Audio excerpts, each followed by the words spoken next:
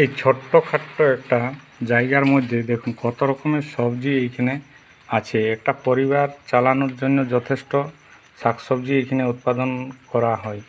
তা দেখতে থাকুন কত রকমের সবজি আছে, আমি একে একে দেখাচ্ছি।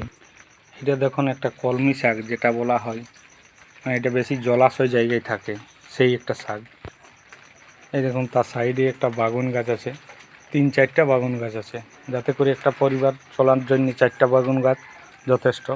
এইখানে দেখুন 3টা লঙ্কা গাছ আছে যথেষ্ট। এইটাতে দেখুন ধনিয়া পাতা আছে লাইভ দিনে। এই দেখুন একটা আঙ্গুরের চারা এখানে লাগানো হয়েছে, ফলের গাছ আঙ্গুর। এইটা দেখুন লাল ডাঁটা। এইখানে দেখুন বাগুন একটা গাছে, সেটা পুরো একটা বাগুন ধরে আছে, দুটো আছে বাগুন, ওই সাইডে একটা আছে ফুল নিয়েছে।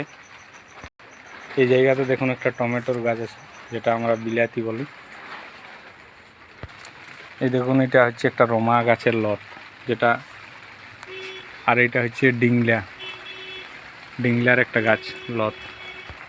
যেহেতু আগে আমি যে বেগুন গাছলার বয়স প্রায় হয়ে গেছে, তার জন্য আমি পরবর্তী ওই বাগুনটা শেষ হতে হতে এই যে চারা নতুন করে লাগানো আছে গোটা 4-5, ওটা বাগুন ধরে শেষ হতে হতে এইটা কিন্তু বড় হয়ে যাবে, এইরকম প্রসেস। এইটা দেখুন, এইটা শশা, যেটা হচ্ছে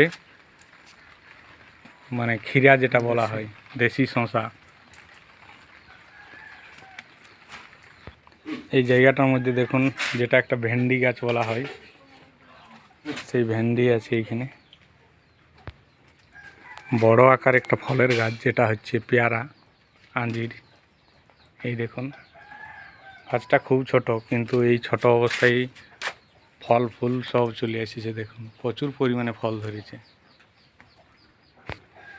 আর এই জায়গাতে নানা রকম মানে চারা এইখানে তৈরি করার জন্যে এই জায়গাটাকে ব্যবহার করা হয়। এই দেখুন টবের মধ্যেও যেমন টমেটোর চারা আছে, লঙ্কা চারা আছে, বেগুনের চারা আছে, নানা রকম ক্যাপসিকাম আছে, নানা রকম। এইখানে দেখুন করলা, একটা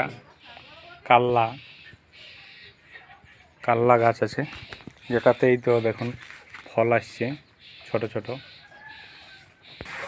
এই বছর প্রচুর পরিমাণে বৃষ্টির জন্য, মানে যাতে করে আমার এই যে সব সবজিগুলো জলে নষ্ট না হয়ে যায়, তার জন্য একটা শেডের ব্যবস্থা করানো হয়েছে। তো শেডটা খুব অর্ডিনারি করা আছে এই বছর, তবুও মোটামুটি শেডটাই অনেকটাই কাজ করেছে। এই দেখুন সাদা পলিথিন নিয়ে একটা শেডের ব্যবস্থা করা হয়েছে। এই জায়গাটার মধ্যে কিন্তু সমস্ত রকমের একটা পরিবারকে চালানোর জন্য নানা রকম শাক সবজি এই জায়গায় কিন্তু দাদা উৎপাদন করে আছে, নিজের পরিবারটাকে সুস্থ সবল রাখার চিন্তাভাবনাকে কেন্দ্র করে।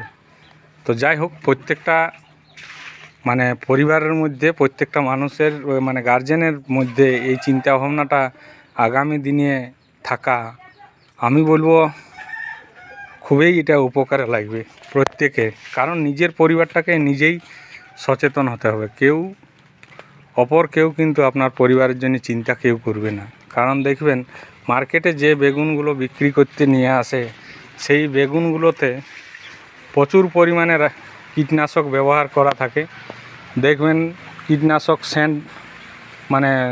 সেন্ট পাওয়া যায়, আর সেগুলাকেই কিন্তু আমরা বাড়িতে খুব আনন্দের সহিত নিয়ে যাই, বাচ্চাদেরকে আমরা খাওয়াই। আজকে বর্তমানে যে মার্কেট থেকে আমরা কিনে নিয়ে যাই আমরা বাচ্চাদেরকে খাওয়াই, সেটা কিন্তু আমরা হয়তো নিজেরা চিন্তাভাবনা করি যে খুব সুন্দর জিনিস আমরা বাড়িতে নিয়ে যাই খাচ্ছি, কিন্তু তা নয়। মার্কেট থেকে আমরা যে সমস্ত জিনিসগুলো কিনে নিয়ে বাড়িতে যাই খাওয়াচ্ছি, প্রত্যেকটা পরিবারকে কিন্তু আমরা আজকে বিষ খাওয়াচ্ছি। এই জিনিসটা চিন্তাভাবনা করে দেখবেন। কারণ এখন যারাই চাষের জন্য দেখবেন বাণিজ্যিক আকারে কিছু শাক সবজি উৎপাদন করছে, তারা কিন্তু প্রচুর পরিমাণে কীটনাশক, রাসায়নিক সার ব্যবহার করে ফসল তুলছে। আর সেই সব খাই কিন্তু আমাদের আজকে বর্তমান পরিস্থিতি এই জায়গায় পৌঁছেছে। তো দাদা আর বেশি কিছু না বলে এই জায়গায় আমি আমার ছোট্ট চিন্তাভাবনাকে শেষ করলাম। হয়তো অনেকেই মনে করবে যে হয়তো খুব জ্ঞান দিচ্ছে, কিন্তু জ্ঞানের কথা নয়। আজ বর্তমান পরিস্থিতি যা বাস্তব, তাই বললাম। তো যার যেমন চিন্তা ভাবনা সে সেইরকমভাবেই চিন্তা ভাবনা করবে।